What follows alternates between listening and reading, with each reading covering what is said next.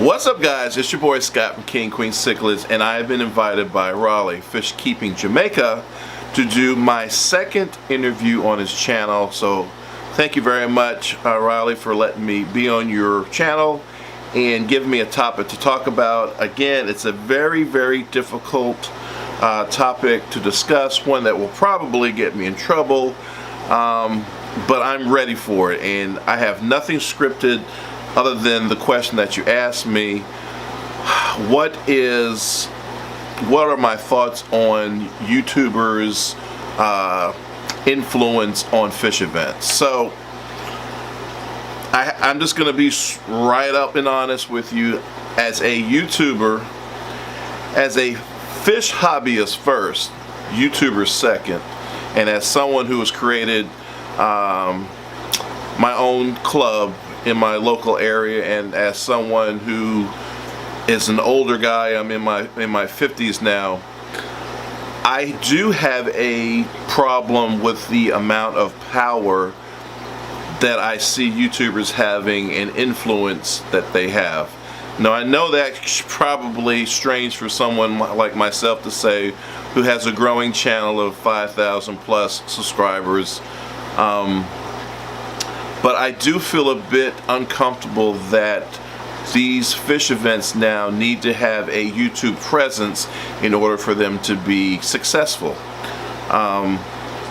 For years, before YouTube was a thing, fish events success rode on the speakers that you brought in and some of the programs and stuff that you were doing in the fish events. Nowadays, in order for you to get any press, any promotions, any young people in, you have to have some sort of YouTube influence. Case in point, I'm working closely with a big fish deal event that's happening in March 13th and 14th.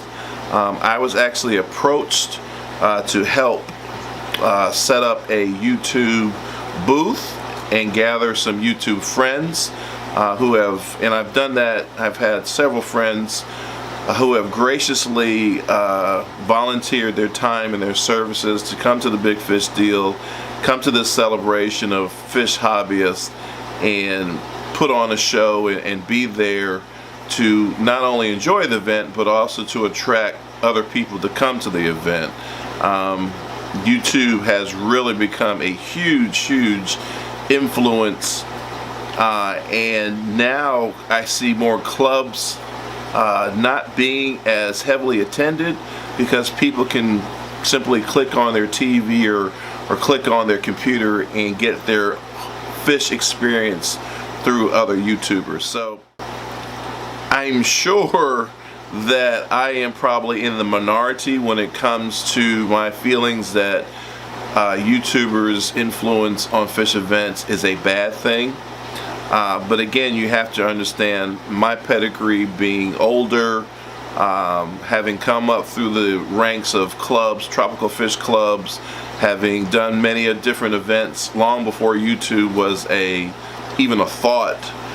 It's very difficult now, even me being a YouTuber, to accept the fact that in order for people to attend and for these events to be successful, we must now go through YouTube and YouTubers. So, but let's be honest. If you want to be successful, whether you're a club or a fish event, you have to change with the times. One of the things that made my club so popular so quickly was that I was very aware of the social media. I went through Facebook much quicker and much earlier than most tropical fish clubs out in the country, and I jumped on that and was able to use social media as a vehicle through Facebook basically, and was able to promote and develop my club from the ground up, largely using the Facebook media market. So I think, in one hand, I applaud that we have technology and social media now that will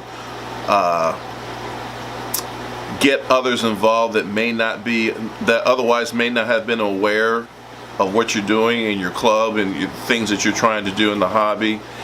At the same time, I don't want to take the importance of experienced scientists, hobbyists, who have been doing stuff for years in the hobby.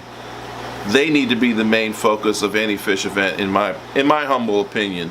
When I come to a fish event, it's going to be largely based on who's speaking, who's doing demonstrations, and probably thirdly the auction, if there's going to be auction there or not, where I can get fish that I normally wouldn't get in my local area. But for me personally, and again, I'm a dinosaur, I wouldn't go to a fish event based on wanting to meet another YouTuber. That's just me, and I know that smacks me in the face, you know, for anyone that, hey, wants to come meet me at a fish event. But I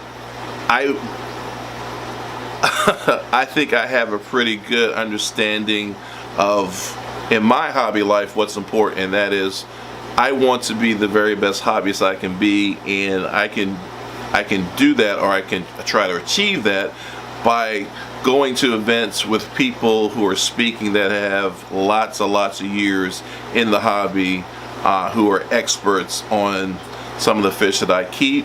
That's the only way you grow, is to go to these events and listen to people that know more than you, and that helps you develop yourself. One of the reasons why my channel is growing is because I believe I've been around the right people in my life, such as Rusty Wessel, Dr. Paul Lizelle, Pam Chin, Rachel Leary. I have a long list of people that I have had relationships with within the hobby, that has taught me many things that now I can share on YouTube. But YouTube didn't teach me those things. It was the people in the trenches, in the hobby, day in and day out, sharing their wealth of knowledge, that made me a better hobbyist and gave me the ability to share some of my knowledge to YouTubers. So, alright Raleigh, I hope that answers your question. I know I haven't been very descriptive about exactly how I feel, but look no further than Aquashella versus Aquatic Experience. Aquashella is hugely successful right now. Aquatic Experience is not even having an event this year.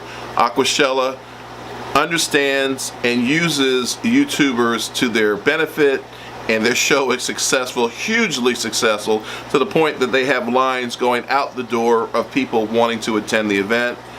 Aquatic Experience, not so much support of YouTube as they should have been. 2017 was their most successful event. I was actually there in Chicago, but I wasn't really well known as a YouTuber. I was there on behalf of the American Cichlid Association, running their event.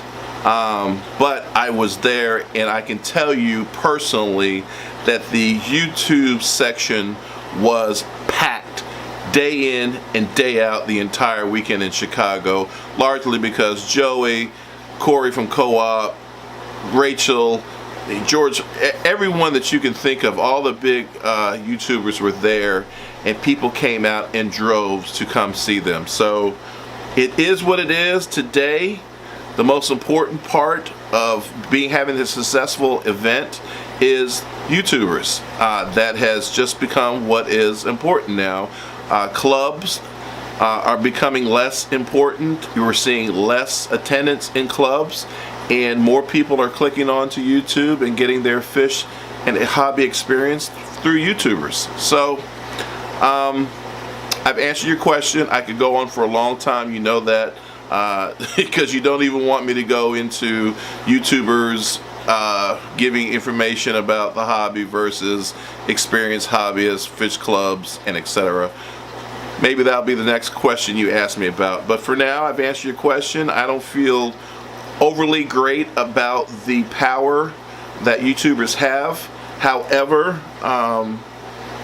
being a YouTuber myself and having talked to Rachel Leary to some extent about this topic, Rachel reminded me that it is important that when we do go to these events as YouTubers, that we make sure we take our time share our experiences, sit down and really have one-on-one conversations with the people coming out to actually meet us.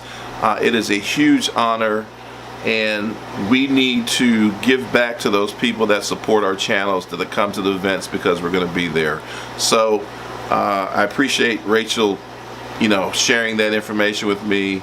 It certainly makes me understand the responsibility I have as a YouTuber, that if someone's actually interested in meeting me and listening to me, that I need to take the time to make sure that their experience at any fish event that I might go at is its very best, because I want them to leave feeling good about me, feeling good about the fish event, and most importantly, feeling good about the hobby.